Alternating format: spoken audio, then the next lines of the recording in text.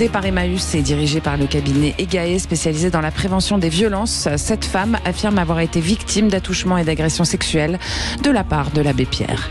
Ces faits se seraient déroulés entre les années 1970 et 2005, soit 2 ans avant sa mort en 2007. Celui qui fut nommé 17 fois personnalité préférée des Français n'était pas celui que l'on croyait, a priori. Il est même révélé que certains étaient au courant de ses agissements.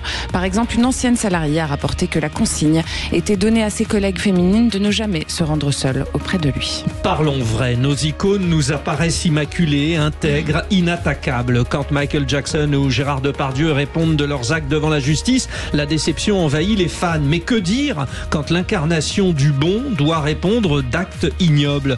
Comment réagissez-vous? Nous vous posons la question, vous les auditeurs de Sud Radio, #libération de la parole, #violence sexuelle. Êtes-vous surpris des accusations contre l'abbé Pierre? Et vous l'êtes à 74%. Vous votez sur le compte X de Sud Radio et vous nous appelez au 0826 300 300 pour réagir. Alors pour nous aider à répondre à ces questions et puis faire un peu la lumière sur tout cela, on reçoit Léontine Baïgel qui a publié 5 petites tristesses, un très joli roman chez Robert Laffont.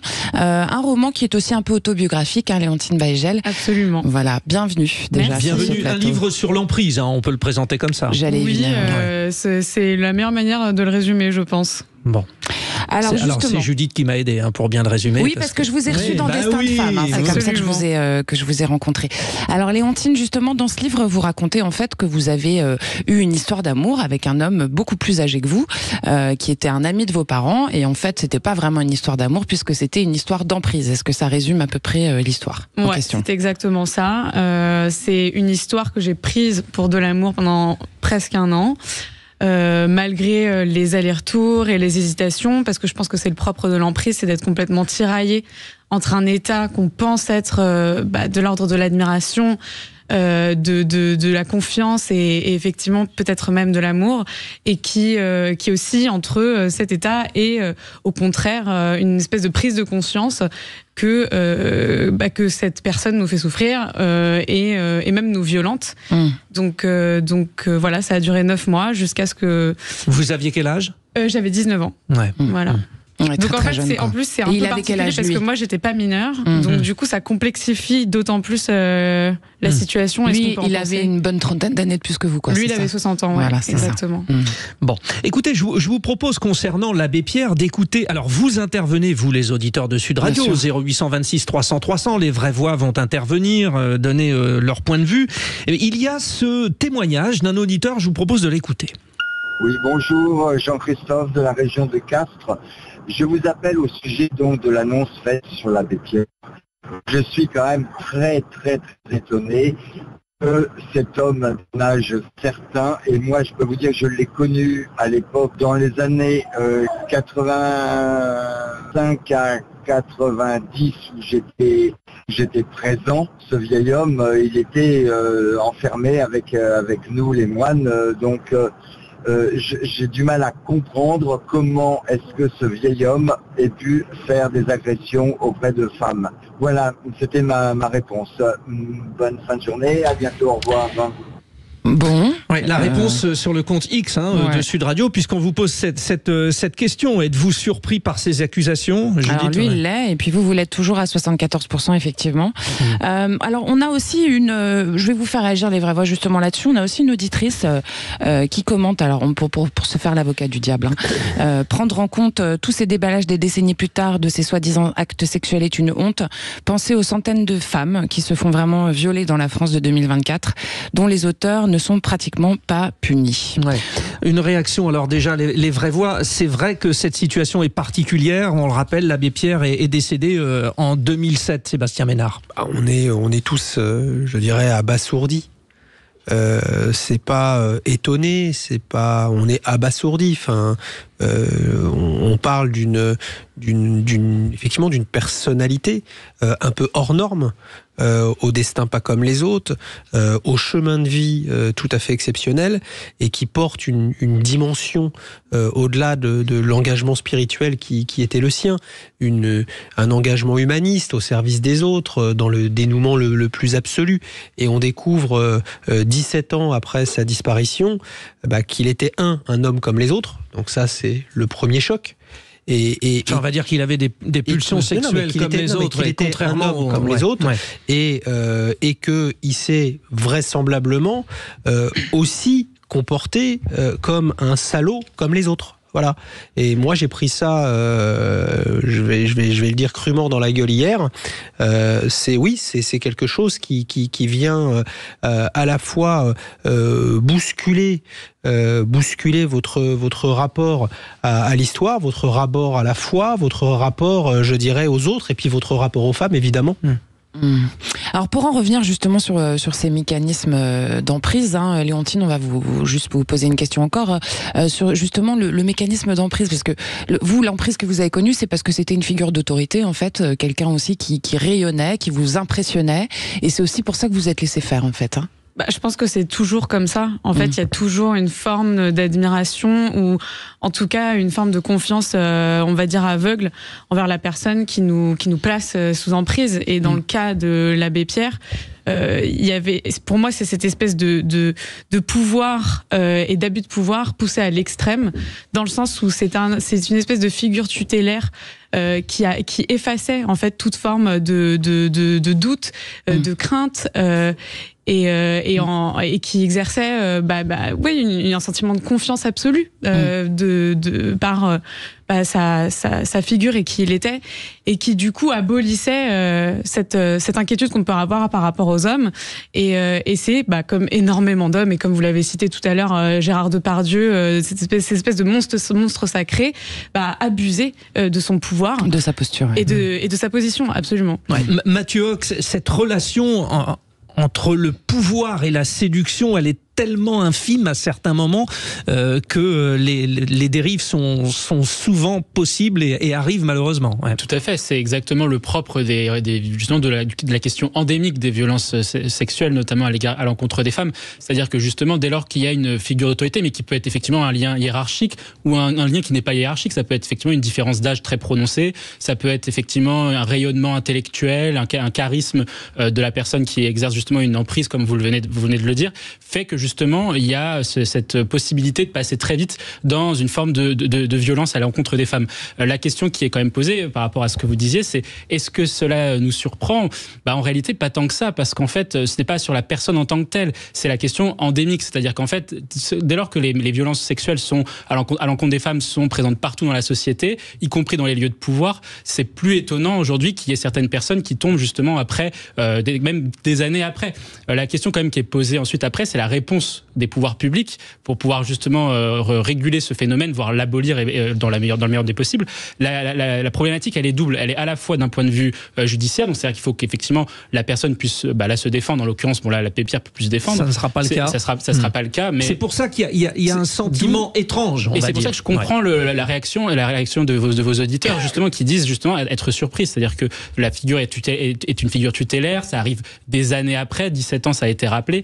Donc effectivement, on comprend la difficulté. Le deuxième levier, ensuite, c'est la réponse justement policière, la répression. Et donc pour ça, il faut d'abord, un premier élément, recueillir la plainte justement. Et là-dessus, on sait que depuis 2017, si le bilan du ministère de l'Intérieur n'est pas exceptionnel sur un certain nombre de sujets, il y a eu des progrès. Sur ce sujet-là, effectivement, de la formation des policiers, il y a eu des progrès, puisqu'une enquête justement du collectif Nous Toutes montrait que 35% des femmes en 2017 étaient insatisfaites de l'acception de la plainte au commissariat, lorsque aujourd'hui on est plutôt à 65%. Alors Priscilla Ludowski, pour en revenir justement à ces mécanismes d'emprise, il y a aussi ce silence sur les avertissements en interne en fait dans Emmaüs, comme la consigne par exemple qu'il y avait pour les collègues de pas se rendre seules, les femmes seules auprès de l'abbé Pierre. Ça renforce forcément aussi la possibilité d'emprise, et c'est ce qui rend l'affaire d'autant plus louche, j'ai envie de dire. Oui, je trouve que ce qui est intéressant à observer dans ce cas, si on peut utiliser le mot intéressant, c'est la gestion de la communication faite par la Fondation Abbé Pierre qui, je trouve, d'une part, a bien fait de se mettre en relation avec un cabinet expert sur la question pour prendre en charge le sujet, parce que parfois c'est pas totalement le cas. On a l'impression qu'on peut se charger de gérer ça en interne alors qu'il n'y a pas les compétences pour, et je trouve ça intéressant qu'ils aient fait appel aux personnes compétentes pour faire ça. Oui, parce qu'il y avait déjà eu des enquêtes sur d'autres thèmes concernant Emmaüs, qui est lié à l'abbé Pierre aussi, donc dans un tout autre domaine, ce qui était l'utilisation des employés en l'occurrence. Ouais.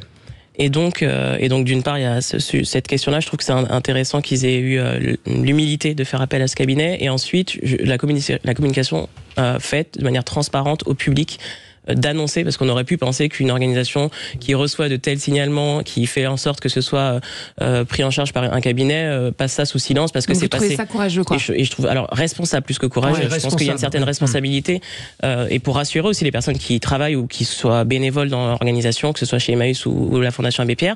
Donc je pense que ça c'est intéressant et que quand j'entends cette dame qui s'étonne du fait qu'on en parle qu'aujourd'hui, je pense qu'il est jamais trop tard d'abord et qu'ensuite ça contribue à faire qu'on questionne les processus de prise en charge de ces questions-là et de la sensibilisation qu'on peut faire soit auprès des employés, des bénévoles et même du public en général et qui fait qu'aujourd'hui on en parle et donc ça contribue à faire ça aussi. Ouais, Léontine Béaguel, donc je rappelle, hein, vous avez publié écrit ce livre, 5 petites tristesses. Là, on parlait de l'emprise, on va dire de l'aura. Il y a l'emprise du pouvoir, on le connaît très bien avec les chefs d'entreprise, par exemple. Là, il y a une dimension de la différence d'âge et je crois que ça vaut peut-être le coup que vous nous expliquiez parce que ces écarts d'âge, il faut peut-être que les plus âgés comprennent que là aussi il y a des dérives possibles sans s'en apercevoir. Est-ce que je tâtonne, allez-y, éclairez-nous. Oui, s'en déjà, apercevant, il n'y a c'est pas seulement une différence d'âge parce que c'était mon parrain. Donc déjà, c'est une figure, comme dans énormément de cas, voire même la majorité des cas, en fait, de violences sexuelles, c'est une personne qui est soit dans la famille, soit dans l'entourage proche de la famille. Et là, c'était mon cas. Donc c'est une personne qui m'a portée dans les bras quand j'étais bébé. Donc certes il y a une différence d'âge et je suis persuadée qu'une relation ne peut pas être totalement saine et équilibrée quand deux personnes ont autant de différences et surtout quand la plus jeune est aussi jeune, c'est-à-dire à peine majeure et que l'autre a toute une vie derrière lui, 2 enfants, un divorce, enfin. Oui, parce que là, pardonnez-moi, mais ce qui me semble effectivement très très impressionnant, c'est que vous l'avez présenté comme un ami de la famille au départ, mais ce rôle de parrain, enfin là pour le coup ça change tout. C'est vrai que c'est incompréhensible, quoi. Ouais. Et comment je peux l'expliquer ? Je pense que dans mon cas personnel, en tout cas, moi j'étais extrêmement fragile, seule. Je n'avais vécu absolument aucune histoire d'amour. J'avais à peine embrassé un garçon en tremblant, pour vous situer un petit peu, pour vous planter le décor. Et cet homme m'est apparu, est revenu dans ma vie après une longue absence parce qu'il avait été éloigné de ma famille par mes parents pour de multiples raisons. Comme une espèce de porte de sortie de cette vie un peu ennuyeuse et morose et d'un coup m'apportait sur un plateau tout ce que j'avais toujours voulu, c'est-à-dire une espèce de liberté adulte qui était complètement illusoire parce qu'en pensant saisir une indépendance on se retrouve dans une dépendance bien plus grande parce que déjà bien sûr dépendance financière évidemment, j'étais étudiante, dépendance affective totale puisque tout mon entourage avait un peu coupé les ponts avec moi, y compris ma famille, parce qu'ils étaient complètement surpris et estomaqués par cette relation. Donc je pense que dans mon cas ça s'est passé comme ça, c'est-à-dire j'ai eu le sentiment de saisir une liberté, de saisir une indépendance, de partir de chez mes parents et tout ça sous couvert, enfin en ayant le sentiment ou l'impression de vivre une grande histoire d'amour, ce qui n'est absolument pas le cas et ce qui s'est avéré par la suite être une histoire de violence en fait. François de Rugy, vous êtes dans le milieu politique en fait, parce qu'on entend parler beaucoup de différents milieux actuellement. On a entendu le milieu du cinéma, on a entendu aussi plein de milieux qui ouvrent, voilà, les humoristes, puis effectivement les prêtres, enfin bon bref. Dans le milieu politique, ça arrive aussi, ces mécanismes-là, on en entend pas mal parler. C'est pas encore tombé. Est-ce que vous pensez que ce MeToo en fait global va finir par arriver ? Et est-ce que justement les politiques masculins sont au fait de leur comportement parfois? Je pense qu'en politique, ça fait quand même longtemps qu'il y a des mises en cause d'hommes politiques. Après, est-ce que par rapport à des personnes, y compris décédées, puisque là on parle de l'abbé Pierre qui est décédé depuis 7 ans, est-ce qu'il y aura un jour des accusations aussi par rapport à des hommes politiques qui ont exercé les plus hautes fonctions? Je n'en sais rien. Moi, je pense que ce qui est quand même frappant, c'est que à l'époque où l'abbé Pierre était au sommet, si je puis dire, de ses responsabilités et d'une forme de gloire médiatique. Vous savez qu'il a même été député à une époque, d'ailleurs. Il a vraiment eu une vie avec 1000 facettes, mais très très connue. Et je pense que à cette époque-là, quand même, il y avait très peu de mise en cause. Il y avait vraiment un couvercle qui a été mis sur ces accusations. Les personnes qui avaient été agressées ou qui considéraient qu'il y avait eu des comportements inacceptables, soit n'étaient pas du tout entendues, voire éconduites, parce qu'en fait, on ne voulait pas nuire à l'organisation, on ne voulait pas nuire à une personnalité connue, on protégeait la personnalité mise en cause et non pas la victime, et parfois même les personnes n'osaient même pas le faire, ou intégraient par elles-mêmes, avec peut-être des mécanismes un peu comparables à l'emprise, l'idée que non, il fallait rien dire, parce que ça allait nuire à l'organisation et à une personne qui par ailleurs avait plein de qualités. On l'a vu dans un autre registre, aux confins des médias et de la politique, avec Nicolas Hulot. Les enquêtes qui ont été faites à plusieurs reprises, et c'est la deuxième vague en quelque sorte qui a révélé un certain nombre de choses. C'était l'époque où il était très médiatique et où en fait il y avait autour de lui des gens qui le protégeaient, non pas contre ses comportements, mais contre les mises en cause, alors qu'il y en avait eu. J'espère qu'aujourd'hui, pour moi c'est ça le progrès, j'espère qu'aujourd'hui ce n'est plus ainsi, et qu'aujourd'hui, s'il y a des comportements comme cela, ils sont immédiatement dénoncés. Bon, alors pour conclure ce débat, on va aller au 0826 300 300 avec Muriel de Béziers, donc qui est avec nous. Muriel, vous, votre sentiment à cette question que nous avons posée, est-ce que vous êtes finalement surprise de ces accusations sur l'abbé Pierre? Moi, je vais vous dire une chose, c'est quelqu'un qui est mort, il peut pas se défendre. Donc sortir des affaires comme ça, 7 ans ou 8 ans après sa mort, il s'est jamais caché. Il y a eu des reportages qui sont passés hier ou avant-hier sur les chaînes d'info, où il disait j'ai fait des péchés de chair. Il le disait. Donc il s'en est jamais caché. Mais cet homme est mort. Il a eu, comme tout homme, et puis il y a d'autres prêtres qui sont mariés, etc. Voilà. Moi, effectivement, votre témoignage. Il ne peut pas se défendre. Je trouve ça inadmissible qu'on puisse s'attaquer des années après à lui. Voilà. Merci Muriel, on vous aura entendu. 0826 300 300. Ouais, il est mort en 2007. Merci Léontine Baïgel.